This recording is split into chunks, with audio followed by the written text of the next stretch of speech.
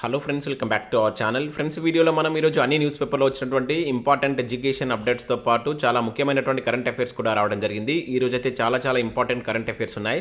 So వీడియోని skip చేయకుండా end వరకు చూడండి. చూసే ప్రతి ఒక్కరు ఖచ్చితంగా లైక్ చేయండి. So daily 1 to 2 hours work చేసి దాదాపుగా 8 న్యూస్ పేపర్ చదివి ఇన్ఫర్మేషన్ మీకు అయితే అందించడం జరుగుతుంది. చాలా మంది మన వీడియోస్ని చూస్తున్నారు కానీ లైక్ చేయట్లేదు. ఖచ్చితంగా లైక్ చేయండి. వీడియోకి అయితే నేను 1000 లైక్స్ ఎక్స్పెక్ట్ చేస్తున్నాను. సో ఇది ఎవరికైతే యూజ్ ఉంటుందో వారికి షేర్ చేయండి. అదేవిధంగా సబ్స్క్రైబ్ చేసుకొని చూడండి. రెగ్యులర్గా మీకు జాబ్ అప్డేట్స్ అంతాయి. మన ఛానల్కి సంబంధించిన టెలిగ్రామ్ గ్రూప్లో కూడా జాయిన్ కాండి. సో దాంట్లో కూడా రెగ్యులర్గా జాబ్ అప్డేట్ షేర్ చేస్తున్నాను. మీకు చాలా యూజ్ ఉంటుంది. ఆ గ్రూప్లో కంపల్సరీ జాయిన్ కాండి. ఫ్రెండ్స్, మన ఛానల్ ద్వారా గ్రూప్ 2 అదేవిధంగా గ్రూప్ 3కి సంబంధించి అన్ని సబ్జెక్టులతో కూడినటువంటి టెస్ట్ సిరీస్ అనేది మన యాప్లోకి తీసుకురావడం జరిగింది. సో దీని ద్వారా మొత్తం మీకు 250 టెస్టులు అయితే అందించడం జరుగుతుంది. ప్రశ్నలు తెలుగు మరియు ఇంగ్లీష్ మీడియంలో అయితే ఉంటాయి. ప్రజెంట్ ఈ టెస్ట్ సిరీస్ అనేది 399 రూపీస్కే అందిస్తున్నాం. ఇంకా తెలంగాణ కల్చర్కి సంబంధించిన గ్రాండ్ టెస్ట్ కావచ్చు, ప్రభుత్వ పథకాలకు సంబంధించిన గ్రాండ్ టెస్ట్లో ఉన్నాయి. సో ఈ రెండు కలిపి జస్ట్ 45 రూపీస్కి అందించడం జరుగుతుంది. ఇంకా అదే కాకుండా ఇండియన్ పాలిటిక్స్ సంబంధించిన టెస్ట్ సిరీస్ అనేటువంటిది 49 రూపీస్కి అవైలబుల్ ఉంది. తెలంగాణ చరిత్ర 2 months వ్యాలిడిటీ తోటి 49 రూపీస్కి అవైలబుల్ ఉంది. అదేవిధంగా 6 months అయితే 99 రూపీస్ ఉంది. అండ్ తెలంగాణ ఉద్యమ చరిత్ర 2 months వ్యాలిడిటీ తోటి 69 రూపీస్. అదేవిధంగా 150 రూపీస్కి 6 months వ్యాలిడిటీ తోటి ఈ టెస్ట్ సిరీస్ కూడా అందుబాటులో ఉంది. సో జనరల్ సైన్స్ సంబంధించిన టెస్ట్ సిరీస్ కూడా ఉంది. So interested candidates app download చేసుకుని అక్కడ శాంపిల్ టెస్టులు ఉంటాయి. చూసిన తర్వాత నచ్చితే కోర్స్ అయితే తీసుకోండి. ఫ్రెండ్స్, ఈరోజు న్యూస్ పేపర్లో వచ్చేటువంటి అప్డేట్స్ కనుక చూసినట్లయితే మనకి ఇక్కడ ఫస్ట్ అప్డేట్ వచ్చేసి 6 నెలల్లో ఉద్యోగ ఖాళీలు భర్తీ అనే టైటిల్ తోటి మనం ఆంధ్రజ్యోతిలో ఒక అప్డేట్ అయితే చూడవచ్చు. మహిళలకు 5 ఏళ్లలో 10 లక్షల ఉద్యోగాలు, వరికి ₹3,100 కనీస మద్దతు ధర, మోదీ గ్యారంటీ పేరుతో బీజేపీ మేనిఫెస్టో అని చెప్పేసి ఇక్కడ ఒక అప్డేట్ అయితే చూడవచ్చు. సో ఇక్కడ ఉన్నటువంటి ఇన్ఫర్మేషన్ కనుక చూసినట్లయితే తెలంగాణలో అధికారంలోకి వచ్చిన 6 నెలల్లో అన్ని ప్రభుత్వ ఉద్యోగ ఖాళీలను సాధారణ నోటిఫికేషన్తో భర్తీ చేస్తామని బీజేపీ అగ్రనేత కేంద్ర హోంశాఖ మంత్రి అమిత్ షా ప్రకటించారు. సో జాబ్ క్యాలెండర్ రూపొందించి ఏ ప్రభుత్వ పోస్టు 6 నెలల కంటే ఎక్కువ కాలం ఖాళీ ఉండకుండా చూస్తామని హామీ ఇచ్చారు. సో టీఎస్పీఎస్సీ ద్వారా గ్రూప్ 1, గ్రూప్ 2 పరీక్షలు నిర్వహించి 6 నెలల్లో అపాయింట్మెంట్ లెటర్లు అందజేస్తామని అన్నారు. సో మహిళలకు 5 ఏళ్లలో ప్రభుత్వ ప్రైవేట్ రంగాల్లో 10 లక్షల ఉద్యోగాలు కల్పిస్తామని తెలిపారు. సో ధాన్యానికి 3,100 కనీస మద్దతు ధర చెల్లిస్తామని, మహిళా సంక్షేమం కోసం ప్రత్యేక బడ్జెట్ ప్రవేశపెడతామని చెప్పేసి దానిలో అయితే ఇక్కడ పేర్కొన్నట్టు చూడవచ్చు. సో బీజేపీకి సంబంధించిన మేనిఫెస్టో కూడా రిలీజ్ కావడం జరిగింది. నిన్న మనం కాంగ్రెస్ సంబంధించి కూడా చూసాం. సో వీళ్ళు కూడా 6 నెలల్లో ఉద్యోగ ఖాళీలన్నీ భర్తీ చేస్తామని దానిలో తెలిపినట్లే ఇక్కడ ఒక అప్డేట్ అయితే మనం ఆంధ్రజ్యోతిలో చూడవచ్చు. సో నెక్స్ట్ ఇక్కడ చూసినట్లయితే మనకు మరొక నోటిఫికేషన్ అయితే రిలీజ్ కావడం జరిగింది. సో దేశవ్యాప్తంగా ఉన్నటువంటి all India institute of medical sciences AIIMS నుంచి నాన్ ఫ్యాకల్టీ పోస్టుల భర్తీకి సంబంధించి నోటిఫికేషన్ అయితే రిలీజ్ చేశారు. సో టోటల్గా దీనిలో మనకు 3036 వేకెన్సీ అయితే ఉన్నాయి. దీనిలో అసిస్టెంట్ అడ్మినిస్ట్రేటివ్ ఆఫీసర్ కావచ్చు, అసిస్టెంట్ ఇంజనీర్, లాండ్రీ సూపర్వైజర్, అదేవిధంగా ఆడియాలజిస్ట్, బయోమెడికల్ ఇంజనీర్ లాంటి పోస్టులు అయితే ఉన్నాయి. దాంతోపాటుగా హిందీ ట్రాన్స్లేటర్, లీగల్ అసిస్టెంట్ ఉద్యోగాలు అయితే ఉన్నాయి. సో వీటికి సంబంధించి ఇక్కడ common recruitment examination for AIIMS 2020 ద్వారా వీటిని అయితే భర్తీ చేస్తున్నారు. ఆన్లైన్ విధానంలో మీరు అప్లై చేసుకోవాల్సి అయితే ఉంటుంది. సో December 1 అనేది లాస్ట్ డేట్ ఇవ్వడం జరిగింది. సో ఇక్కడ ఉన్నటువంటి వెబ్సైట్కి వెళ్ళినట్లయితే మీకు కంప్లీట్ డీటెయిల్ నోటిఫికేషన్ పీడిఎఫ్ అయితే ఉంది. ఒకసారి మీరు డౌన్లోడ్ చేసుకుని చూసిన తర్వాత సో మీకు కనుక ఎలిజిబిలిటీస్ ఉంటే వీటికి అప్లై చేసుకునేటువంటి ప్రయత్నం చేయండి. టోటల్గా 3,036 ఉద్యోగాలకు సంబంధించి ఈ నోటిఫికేషన్ అయితే రిలీజ్ కావడం జరిగింది. ఇంకా అవే కాకుండా ఇక్కడ మనకు హైదరాబాద్లో ఉన్నటువంటి CCMBలో కూడా సో 10 వేకెన్సీస్ తోటి ఒక నోటిఫికేషన్ అయితే రిలీజ్ అయింది. సైంటిస్ట్, సీనియర్ సైంటిస్ట్, ప్రిన్సిపల్ సైంటిస్ట్కి సంబంధించిన ఉద్యోగాలు December 15 లాస్ట్ డేట్ ఉంది. సో ఈ వెబ్సైట్కి వెళ్ళి చూసి మీకు కనుక ఎలిజిబిలిటీస్ ఉంటే వీటికి అప్లై చేసుకొని, అదేవిధంగా యూపీఎస్సీ నుంచి కూడా 3 వేకెన్సీస్ తోటి మరొక నోటిఫికేషన్ అయితే రిలీజ్ కావడం జరిగింది. సో నెక్స్ట్ ఇక్కడ ఈనాడు ప్రతిభకు సంబంధించి కనుక చూసినట్లయితే ఇక్కడ సహజ పర్యావరణంతో సమున్నత బంధం అంటే ఇక్కడ మనకు పర్యావరణానికి సంబంధించిన దానిపైన ఒక టాపిక్ అయితే ఇవ్వడం జరిగింది, ఒక ఆర్టికల్ ఇచ్చారు. దీన్ని కూడా ఒకసారి మీరు డౌన్లోడ్ చేసుకొని చూసేటువంటి ప్రయత్నం చేయండి. సో ఇవి మనకు వివిధ న్యూస్ పేపర్లో వచ్చినటువంటి ముఖ్యమైనటువంటి ఎడ్యుకేషన్ అప్డేట్స్. ఈరోజు చాలా తక్కువ అప్డేట్స్ అయితే ఉన్నాయి. ఇంపార్టెంట్ కరెంట్ అఫైర్స్ అయితే ఉండడం జరిగింది. స్కిప్ చేయకుండా చూడండి. ఖచ్చితంగా లైక్ చేయండి. ఒకటే వీడియోలో మీకు ఎడ్యుకేషన్ అప్డేట్స్ అదేవిధంగా కరెంట్ అఫైర్స్ అనేది కలిపి అందించడం జరుగుతుంది. ఖచ్చితంగా లైక్ చేసి మీ మిత్రులకైతే షేర్ చేయండి. సో ఇక్కడ మనం ఫస్ట్ కరెంట్ అఫైర్ కనుక చూసినట్లయితే కొత్తగా జాతీయ ఫార్మసీ కమిషన్ అని చెప్పేసి ఇంపార్టెంట్ కరెంట్ అఫైర్ అయితే చూడవచ్చు. సో ముసాయిదా బిల్లును విడుదల చేసినటువంటి కేంద్ర వైద్య ఆరోగ్య శాఖ అని చెప్పేసి ఇక్కడ ఇవ్వడం జరిగింది. సో ఇక్కడ మనం చూసినట్లయితే సో దేశంలో ఫార్మా విద్య నియంత్రణ కోసం కొత్తగా జాతీయ ఫార్మా కమిషన్ ఏర్పాటు చేయాలని కేంద్ర ప్రభుత్వం నిర్ణయించింది. సో దీనికి సంబంధించినటువంటి ముసాయిదా బిల్లును ప్రజాభిప్రాయం కోసం విడుదల చేసింది. సో ఇప్పుడున్నటువంటి ఫార్మసీ యాక్ట్ 1948ను రద్దు చేసి దాని ప్రస్తుత స్థానంలో అంటే ప్రస్తుత మనుగడలో ఉన్నటువంటి ఫార్మసీ కౌన్సిల్ ఆఫ్ ఇండియా స్థానంలో జాతీయ ఫార్మసీ కమిషన్ను తీసుకురాన్నట్లు ఇక్కడ చూడవచ్చు. సో ఇది అంటాడు ఇప్పుడు తీసుకొచ్చినటువంటి ఈ జాతీయ ఫార్మసీ కమిషన్ దేని స్థానంలో వచ్చిందని చెప్పేసి అంటాడు. ఇది గుర్తుంచుకోండి, ఫార్మసీ యాక్ట్ 1948ని రద్దు చేసి దీన్ని తీసుకొస్తున్నారు. ఓకేనా, అయితే దీని ఇప్పుడు ప్రజాభిప్రాయం కోసం రిలీజ్ చేయడం జరిగిందనమాట. ఇక్కడ చూసినట్లయితే సో ఫార్మసీ విద్య ప్రయోజనాలు పెంచడం, దేశవ్యాప్తంగా అత్యంత నాణ్యమైనటువంటి ఫార్మసీ నిపుణులు లభ్యమయ్యేలా చూడటం ఈ బిల్లు యొక్క ప్రధాన ఉద్దేశమని కేంద్ర ప్రభుత్వం పేర్కొంది.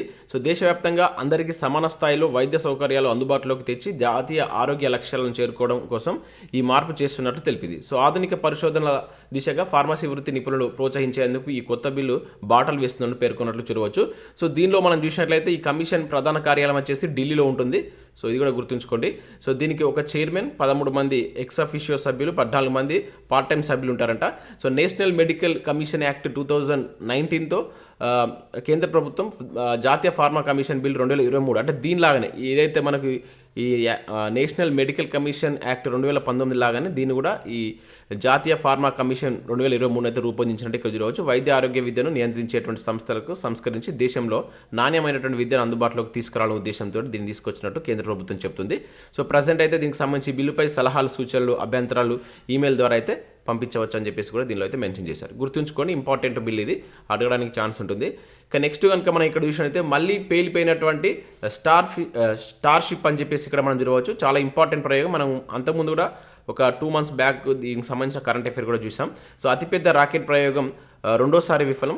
సో రోదర్సీలోకి ప్రవేశించిన దక్కని ఫలితం అని చెప్పేసి ఇక్కడ మనం చూడవచ్చు. ఇది ఏ దేశానికి సంబంధించిన ప్రయోగం అని గుర్తుంచుకోండి, అడగడానికి ఛాన్స్ ఉంది. ఆల్రెడీ మనకు టీఎస్పీఎస్సీ ఎగ్జామ్లో ఒక ఎగ్జామ్లో దీని గురించి అడగడం జరిగింది. సో ఇక్కడ మనం చూసినట్లయితే మానవులను అంగారకుడి అదేవిధంగా చంద్రుడిపైకి పంపేందుకు అమెరికాకు చెందినటువంటి స్పేస్ ఎక్స్ సంస్థ ప్రతిష్టాత్మకంగా రూపొందించినటువంటి మెగా రాకెట్ స్టార్షిప్ మళ్ళీ నిరాశపరిచిందని చెప్పేసి ఇక్కడ చూడవచ్చు. రెండోసారి కూడా దీని ప్రయోగం విఫలమైంది. శనివారం నింగిలోకి పయనమైనటువంటి 8 నిమిషాలకే ఈ రాకెట్తో సంబంధాలు తెగిపోయి అనంతరం అది పేలిపోయింది. అయితే విస్ఫోటనానికి ముందు అది విజయవంతంగా అంతరిక్షంలోకి ప్రవేశించగలిగిందని అదొక్కటే ఊరటనిచ్చే అంశం అని చెప్పేసి ఇక్కడ మనం చూడవచ్చు. సో అంతకుముందు కూడా ఈ ప్రయోగం చేపట్టారు, అప్పుడు కూడా ఇదే విధంగా ఫెయిల్ కావడం జరిగింది. ఇది రెండోసారి అనమాట. సో ఇక్కడ మనం గుర్తుంచుకోవాల్సినటువంటి ఇంపార్టెంట్ పాయింట్ ఏంటంటే ఈ ప్రయోగం ఏ దేశానికి సంబంధించిందని చెప్పేసి అంటారు. ఓకేనా, ఇది అమెరికా ప్రభుత్వం చేపడుతున్నటువంటి ప్రయోగం. సో అది గుర్తుంచుకోండి. దానిలో ముఖ్యంగా స్పేస్ ఎక్స్కి సంబంధించినటువంటి సంస్థ, అమెరికాకు చెందినటువంటి స్పేస్ ఎక్స్ సంస్థ ప్రతిష్టాత్మకంగా దీన్ని రూపొందిస్తుంది అనమాట. ఇది 2 సార్లు విఫలం కావడం జరిగింది, గుర్తుంచుకోండి. ఇక నెక్స్ట్ చూసినట్లయితే చంద్రయాన్ 3 మిషన్ భాగస్వామ్యానికి పారికర్ యువ శాస్త్రవేత్త అవార్డు అని చెప్పేసి ఇక్కడ ఒక అప్డేట్ చూడవచ్చు. సో యువ శాస్త్రవేత్తలను ప్రోత్సహించేందుకు గోవా ప్రభుత్వం మనోహర్ పారికర్ యువ శాస్త్రవేత్త అవార్డును నెలకొల్పినటువంటి విషయం తెలిసిందే. అయితే ఇది తొలిసారిగా, ఇది చాలా ఇంపార్టెంట్, ఫస్ట్ టైం కనుక తొలిసారిగా ఈ అవార్డును ఇస్రో అనుబంధ యుఆర్ రావ్ శాటిలైట్ సెంటర్కి చెందినటువంటి డాక్టర్ ఎస్ మాధవన్ రాజుకి ఇవ్వనున్నట్లు రాష్ట్ర ముఖ్యమంత్రి ప్రమోద్ సావంత్ ఎక్స్ ట్విట్టర్లో తెలియజేసినట్లు ఇక్కడ చూడవచ్చు. సో డిసెంబర్ 13న మనోహర్ పారికర్ విజ్ఞాన్ మహోత్సవ్ పేరుతో జరిగేటువంటి కార్యక్రమంలో ఈ అవార్డును అందజేయనున్నట్లు తెలిపారంటూ చూడవచ్చు. సో ఇతను చంద్రయాన్ 3 ప్రాజెక్టులో వర్క్ చేసినటువంటి వ్యక్తి. చంద్రయాన్ 3లో మిషన్కు సంబంధించి ఉపగ్రహ పథాన్ని మాధవరాజు రూపొందించినట్లు అవార్డు కమిటీ వెల్లడించిందని చెప్పేసి ఇక్కడ చూడండి. సో ఫస్ట్ అవార్డు అనమాట ఇది, మనోహర్ పారికర్ యువ శాస్త్రవేత్త అవార్డు ఫస్ట్ టైం ఎవరికి వస్తుంది ఇక్కడ. సో ఇతని పేరు గుర్తుంచుకోండి, మాధవరాజుకు ఇవ్వనున్నట్లు ఇక్కడ ప్రకటించారు. ఇక నెక్స్ట్ చూసినట్లయితే ఆర్బీఐ మాజీ గవర్నర్ వెంకటరామన్ కన్నుమూత అని చెప్పేసి ఇక్కడ ఒక అప్డేట్ చూడవచ్చు. సో మనకు రిజర్వ్ బ్యాంక్ మాజీ గవర్నర్ ఎస్ వెంకటరామన్ కన్నుమూయడం జరిగింది. చెన్నైలో ఆయన నివాసంలో శనివారం అతను తుదిశ్వాస విడిచారంటే ఇక్కడ చూడవచ్చు. సో ఇతను మనకు ఆర్బీఐ గవర్నర్గా 1990 నుంచి 92 మధ్య ఆర్బీఐ గవర్నర్గా చేశారు. సో దేశం తీవ్ర ఆర్థిక సవాలు ఎదుర్కొంటున్నటువంటి కాలంలో గవర్నర్గా పనిచేసిన వ్యక్తి అన్నమాట. ఇంపార్టెంట్, గుర్తుంచుకోండి. అంతకుముందు 85 నుంచి 89 వరకు ఆర్థిక శాఖ కార్యదర్శి కూడా పనిచేశాడు. సో ఇతను ఇప్పుడు వార్తల్లో చనిపోతుండడం జరిగింది, గుర్తుంచుకోండి.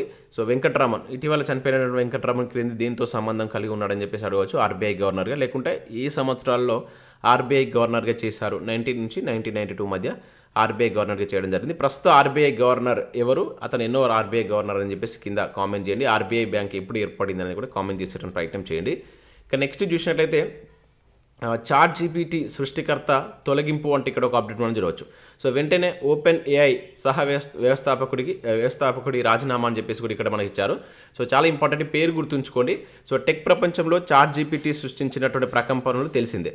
సో ఇక్కడ చూసినట్లయితే అయితే దాన్ని రూపొందించినటువంటి శ్యామ్ అల్ట్మన్ను CEO బాధ్యత నుంచి తొలగిస్తూ ఓపెన్ ఏఐ సంస్థ నిర్ణయం తీసుకోవడం గమనార్హం. సో మైక్రోసాఫ్ట్ ఆర్థిక మద్దతు గల ఓపెన్ ఏఐ సంస్థ ఆయనను విశ్వసించకపోవడమే కారణమని ఒక ప్రకటనలో తెలిపినట్లు ఇక్కడ చూడవచ్చు. సో ఇతను వార్తల్లో ఉన్నాడు కనుక ఈ అల్ట్మన్ అనేటువంటి పర్సన్ గుర్తుంచుకోండి. చాట్ జీపీటీ రూపకర్త అని చెప్పేసి ఇతను పిలుస్తారు. సో ఇతన్ని ఏది ఓపెన్ ఏఐ అనే సంస్థ CEO నుంచి అయితే తొలగించినట్లు ఇక్కడ ఒక అప్డేట్ జరగవచ్చు. ఇది వార్తల్లో ఉంటున్న అంశం కనుక నేమ్ గుర్తుంచుకోండి అండ్ దీనికి సంబంధించిన అంశం గుర్తుంచుకోండి. సో ఇవి మనకు వివిధ న్యూస్ పేపర్లో వచ్చినటువంటి ముఖ్యమైనటువంటి ఎడ్యుకేషన్ అప్డేట్స్, అదేవిధంగా కరెంట్ అఫైర్స్. సో వీడియో నచ్చినట్లయితే లైక్ చేసి మీ మిత్రులకు షేర్ చేయండి.